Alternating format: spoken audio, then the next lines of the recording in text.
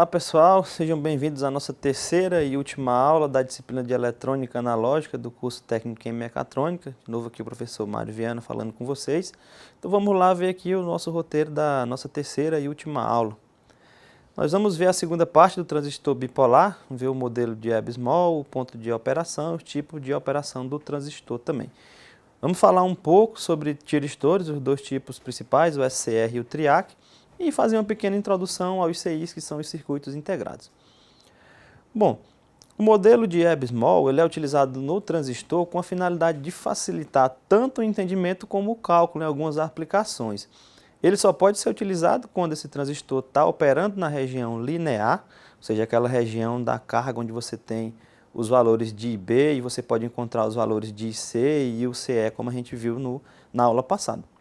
Então aqui ele vai funcionar da seguinte forma: como na região de operação linear a junção base-emissor é diretamente polarizada e a junção base-coletor é reversamente polarizada, nós vamos ter, como você pode observar no slide aí, a corrente de coletor sendo igual à corrente de emissor. Então, você vai ter a corrente circulando apenas do emissor para o coletor e com uma espécie de controle da corrente de base, que está polarizado diretamente.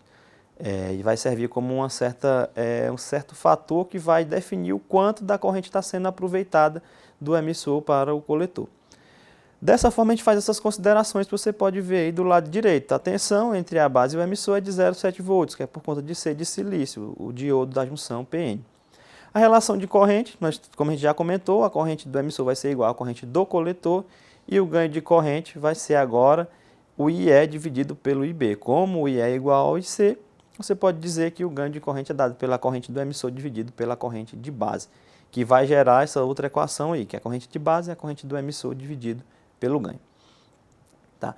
O outro ponto aqui importante é o ponto de operação, o ponto quiescente, que ele vai servir para a gente estabelecer os parâmetros de operação para uma dada aplicação de um transistor bipolar de junção. Então, como é que vai se proceder para isso aqui? A gente vai utilizar o que a gente chama de análise por reta de carga. Você pode observar no slide aqui que a gente já tem um circuitozinho com as duas malhas, com o transistor aí funcionando, e tem já valores de resistência de tensão para a gente poder mostrar com um exemplo como é que se faz essa análise por reta de carga. A primeira coisa é a gente definir a equação da reta de carga. Como é que a gente vai fazer isso? A gente vai pegar essa malha fechada, você pode observar na figura, a malha fechada que tem a tensão UCC, que é a tensão que vai ser aplicada entre o emissor e a base. Tá? Entre o emissor e o coletor, perdão.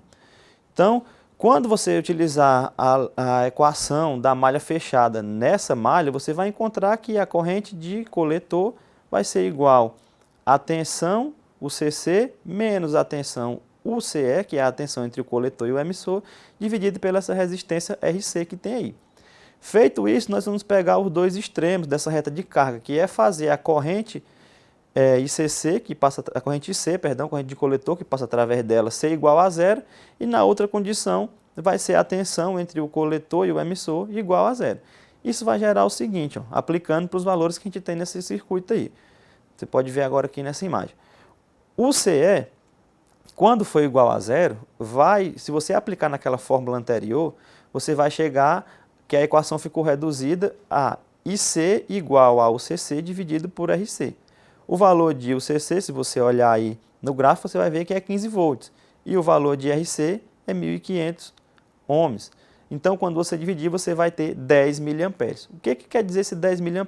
Quando você pegar aquele gráfico de saída lá, que a gente estudou na aula anterior também, você vai marcar o ponto no eixo das ordenadas, que é o eixo Y, o eixo de corrente, IC, como a gente viu lá, em 10 mA. Tá? Aí agora você faz a corrente de coletor ser igual a zero, que nós vamos ter aplicado aquela equação anterior novamente, que o UCE, que é a tensão entre o coletor e o emissor, vai ser igual ao UCC, ou seja, é 15 volts. E esse ponto eu vou marcar sobre o eixo das abscissas, o eixo X.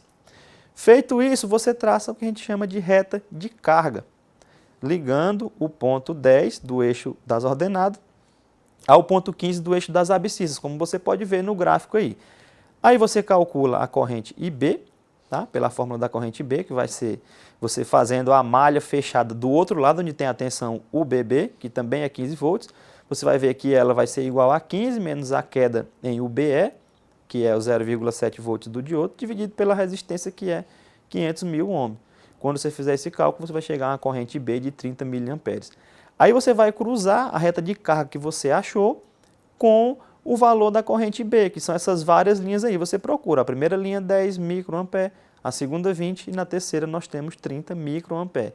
Quando você cruzar a reta de carga com essa linha do valor de IB de 30 microampere, você vai encontrar o nosso ponto de operação, que é um ponto Q. Se você projetar esse ponto para o eixo X e para o eixo Y, você vai encontrar os valores de operação do IC e do UCE, que são 5,5 volts para o UCE, tensão entre coletor e emissor, e 6 mA para a corrente de coletor. Então, é assim que se faz a análise por reta de carga para poder encontrar todos os parâmetros operacionais do transistor. O transistor ele pode operar de algumas formas diferentes. A primeira, ele pode operar como uma simples chave, que aí ele vai permitir a passagem de corrente em uma determinada situação e vai impedir essa passagem de corrente em outra situação. Para que isso aconteça, ele vai depender apenas do valor da corrente de base. Quando eu tenho uma corrente de base igual a zero, ele trabalha na zona de corte daquele gráfico lá. E aí funciona como uma chave aberta, ou seja, não conduz corrente. Quando ele tem uma corrente de base próxima à corrente de saturação, aí ele trabalha na zona de saturação e funciona como uma chave fechada conduzindo corrente elétrica.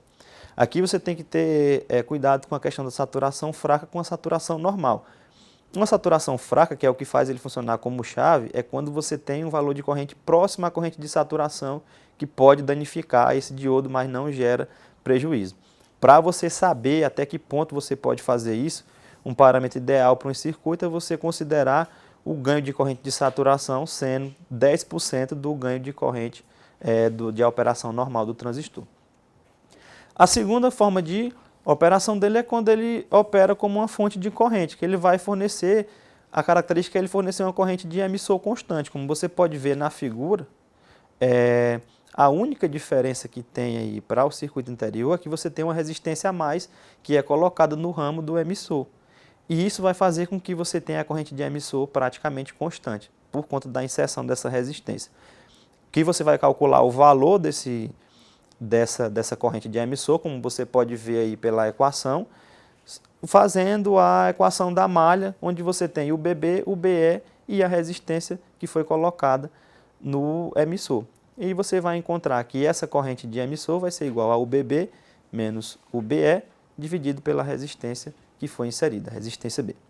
A outra forma de aplicação é quando ele é utilizado como um amplificador de sinal, que aí nós vamos ter a inserção do que a gente chama de divisor de tensão. Você vai colocar dois resistores aqui novos, como você pode ver na figura, o R1 e o R2, que eles vão dividir aquela tensão de entrada UCC em dois valores. E isso vai gerar uma corrente de saída aí que vai ser utilizada sendo bem maior do que a corrente de base. Ou seja, você está aumentando esse valor de corrente que está passando nesse transistor, ou seja, ele está amplificando o sinal. E aí, para você encontrar o valor dessa corrente, IC, que é a corrente de coletor que vai circular nele, você vai pegar o valor da fonte, o CC que está sendo aplicada, menos a queda entre o coletor e o emissor, dividido pela resistência RC e RE que foram inseridas aí também no circuito. Então, essas foram as três aplicações do transistor. Bom, entrando aqui no segundo tópico dessa nossa última aula, são os tiristores, que a gente vai dar uma pincelada neles aqui e falar um pouco de como é, o que são e como funcionam. A primeira coisa é que ele vai ser um componente eletrônico também, assim como o diodo e o transistor, e a diferença, como você pode ter notado, você vai vendo que tem um aumento de camada, assim que o assunto vai andando. Então, o diodo eram 2 camadas, o transistor eram 3, e agora o tiristor vai ser 4 camadas, que vai ter 2 junções PN. Você pode observar na figura aí, ó, você tem a primeira junção PN, depois outra junção PN em sequência, ou seja, 4 camadas. Ele é bastante utilizado na indústria para acionamento de cargas. Ele vai ter essa estrutura com 3 terminais, que o terminal da extremidade superior, que é o P, a gente chama de anodo, por ser positivo, e o terminal da extremidade inferior a gente chama de cátodo, por ser negativo, que ele é correspondente a um semicondutor do tipo N. E esse material central do tipo P é o que a gente chama de gatilho. Quando é que esse tiristor vai conduzir? Quando você tiver uma polarização direta entre o P e o N das extremidades, ou seja, a tensão do anodo vai ser maior do que a do cátodo, e você insere uma tensão positiva no gatilho, ou seja, no material do tipo P, central, que aí isso aí vai desencadear a condução entre o anodo e o cátodo. Ele só conduz nessa condição. Se você só polarizar diretamente o anodo e o cátodo, ele não vai conduzir até que você tenha uma entrada de sinal positivo no gatilho. O primeiro tipo de tiristores é o que a gente chama de SCR, que ele é acionado a partir de um pulso de tensão. Então, aquele gatilho lá, você não precisa manter a tensão nele, basta você dar um pulso que ele vai ser acionado. Também tem os 3 terminais, anodo, cátodo e gate.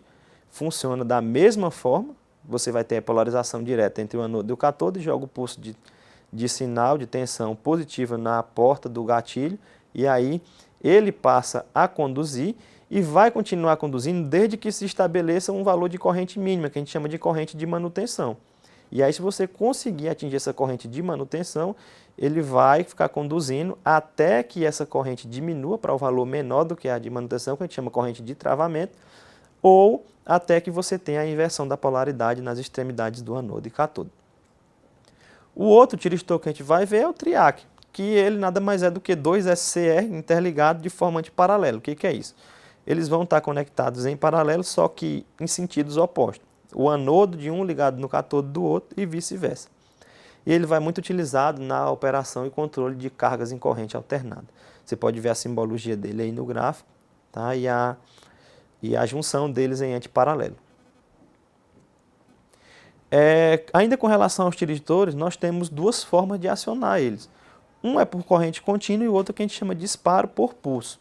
Corrente contínua ele é utilizado para acionamento de longos períodos, ou seja, você vai manter essa corrente lá para que ele possa ser acionado. Então não basta só você mandar o pulso de corrente ou de tensão, você tem que manter essa corrente circulando para que ele possa continuar polarizado da forma correta e funcionando. Isso vai gerar um maior consumo de energia, porém o acionamento, os circuitos de acionamento são mais simples. Já no disparo por pulso, você vai ter ele utilizado para controle de velocidade, potência de carga. Ele trabalha com a variação do ângulo de fase de entrada, ou seja, resumindo isso de forma para ficar mais fácil. Você tem uma tensão de entrada e aí você vai pegar uma parte dessa tensão para cada ciclo que ela passa para ser jogada no gatilho com um ângulo de fase diferente do que ela está trabalhando. Isso aí faz com que o gatilho seja acionado a cada volta da tensão, que varia com a frequência. Então é assim que funciona o disparo por pulso dos tiristores, de forma bem resumida. Bom, a nossa última parte aqui da nossa última aula é uma pequena introdução que a gente chama de circuitos integrados, que nada mais são do que circuitos eletrônicos que são montados em uma partícula bem pequena. Isso aqui você encontra também direto no seu dia a dia, lembrando que essa partícula é de silício. Eles vão desde cartões, aquele chipzinho de cartão, a relógios eletrônicos, calculadora, até os computadores que a gente utiliza durante o nosso dia a dia. Quais são as vantagens? Você tem redução tanto de custo como peso e tamanho, aumento da confiabilidade, é um circuito bem mais confiável, você tem uma maior velocidade de trabalho também, menor consumo de energia por conta dos tamanhos envolvidos serem menor e uma facilidade de manutenção também, ele é mais fácil de ter a manutenção dele sendo executado. A classificação.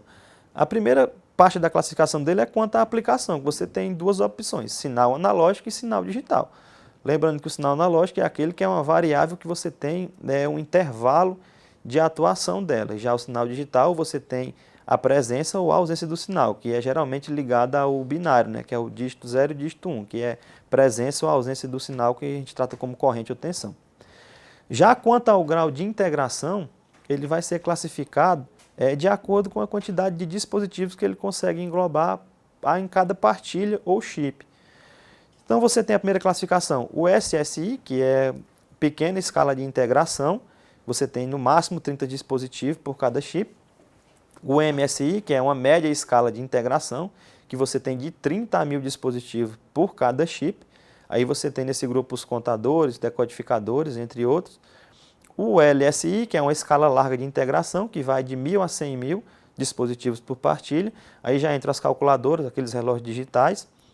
O VLSI, que é uma escala mais larga do que a anterior, que a gente chama de muito larga, que é de 100 mil a 10 milhões de dispositivos por partilha, e o ultra largo, que é o LSI, que ele tem mais de 10 milhões de dispositivos em cada partilha dessa.